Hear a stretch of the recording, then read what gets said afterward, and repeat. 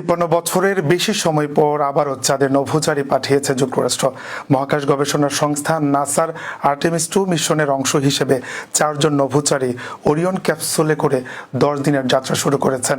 বুধবার যুক্তরাষ্ট্রের Kennedy space centre থেকে মিশনটি উৎক্ষেপণ করা হয়।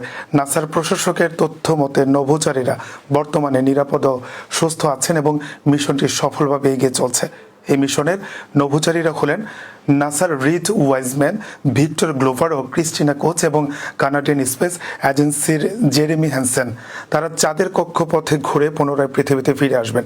বিশেষজ্ঞদের মতে বৈশ্বিক বিভিন্ন সংঘাতের মধ্যেও এই মহাকাশ অভিযান যুক্তরাষ্ট্রের প্রযুক্তিগত সক্ষমতা ও সাফল্যের প্রতীক হিসেবে বিবেচিত হচ্ছে। নাসা জানিয়েছে এই মিশনের লক্ষ্য ভবিষ্যতে চাঁদে নিয়মিত মানব অভিযান চালুর পথ তৈরি করা। 10, 9, 8, 7, RS-25 engines lit.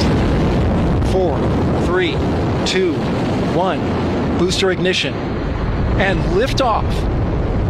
The crew of Artemis 2 now bound for the moon. Humanity's next great voyage begins.